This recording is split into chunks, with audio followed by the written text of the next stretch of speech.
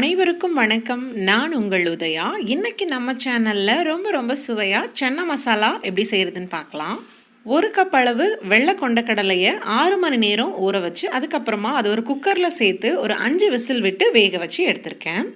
இது தனியாக இருக்கட்டும். அடுத்ததா ஒரு மிக்ஸி ஜாரில் 3 பழுத்த தக்காளியை கட் பண்ணி சேர்த்துருக்கேன். இதை நல்லா நைஸாக அரைச்சி இதையும் தனியாக எடுத்து வச்சுக்கோங்க. நம்ம வேக வச்சு எடுத்த கொண்டக்கடலையிலேருந்து 2 கரண்டி எடுத்து மிக்ஸி ஜாரில் சேர்த்துட்டு ரொம்ப நைஸாக இல்லாமல் கொஞ்சம் கொரகொரப்பாக இருக்க மாதிரி இதையும் அரைச்சி எடுத்து தனியாக வச்சுக்கலாம். தேவையானதெல்லாம் அரைச்சி எடுத்து தனியாக வச்சாச்சு. இப்போ நம்ம செய்ய ஆரம்பிச்சிடலாம்.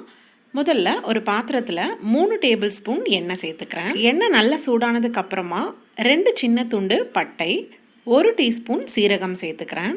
சீரகம் கண்டிப்பாக சேர்க்கணும். சீரகம் இந்த டிஷ்ஷுக்கு நல்ல ஒரு ஃப்ளேவர் கொடுக்கும். அடுத்ததாக 3 வெங்காயம் நல்ல பொடியாக கட் பண்ணது, கூடவே 2 பச்சை மிளகாய், கொஞ்சமாக கருவேப்பிலை.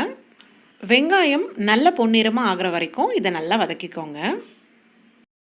வெங்காயம் நல்லா வதங்கினதுக்கு அப்புறமா ஸ்டவ்வை லோ ஃப்ளேமில் வச்சுட்டு 2 டேபிள் ஸ்பூன் இஞ்சி பூண்டு பேஸ்ட் சேர்த்துக்கிறேன். 2 டீஸ்பூன் மிளகாய்த்தூள், 2 டீஸ்பூன் தனியாத்தூள் சேர்த்துக்கிறேன். அடுத்ததாக 1/2 டீஸ்பூன் மஞ்சத்தூள், 1 டீஸ்பூன் கரம் மசாலா தூள், 1 டீஸ்பூன் சன்னா மசாலா தூள். சன்னா மசாலா இருந்தால் சேர்த்துக்கோங்க, அப்படி இல்லைன்னா ஸ்கிப் பண்ணிக்கோங்க.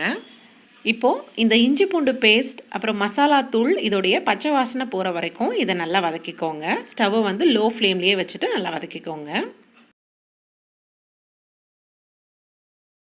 அடுத்து இதில் நம்ம அரைச்சி வச்சுருக்க தக்காளி விழுதை சேர்த்துக்கலாம்.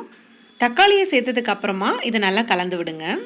தக்காளி நல்லா வதங்கி இதில் நம்ம சேர்த்துருக்க எண்ணெய் பிரிஞ்சு வரணும். அது வரைக்கும் ஸ்டவ்வை மீடியம் ஃப்ளேமில் வச்சுட்டு இதை மூடி வச்சு வேக வச்சிடலாம். இப்போ பாருங்கள், தக்காளி நல்லா வதங்கி அதில் இருக்கக்கூடிய எண்ணெய் எல்லாம் நல்லா பிரிஞ்சு வந்திருக்கு. இப்போ இதை ஒரு முறை நல்லா கலந்து விட்டுட்டு நம்ம வேக வச்சு எடுத்த வெள்ளை கொண்டக்கடலையை அந்த தண்ணியோடு சேர்த்துக்கலாம். அடுத்து நம்ம மிக்சியில் அரைச்சி எடுத்த கடலை இருக்கு இல்லையா, அதையும் இதோட சேர்த்துக்கலாம். இந்த ரெசிபிக்கு தேவையான அளவு உப்பையும் தண்ணியையும் சேர்த்துட்டு மறுபடியும் இதை நல்லா கலந்துடலாம்.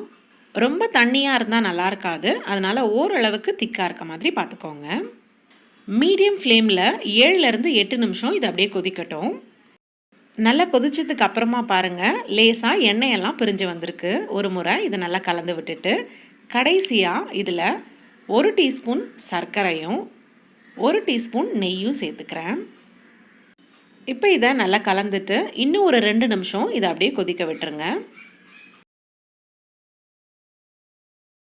கடைசி 2 நிமிஷம் நல்லா கொதிச்சதுக்கு அப்புறமா பாருங்கள், எண்ணெயெல்லாம் நல்லா பிரிஞ்சு பார்க்கவே ரொம்ப நல்லாயிருக்கு. சப்பாத்தி பூரியோடு சாப்பிட்றதுக்கு இது ரொம்ப நல்லாயிருக்கும்.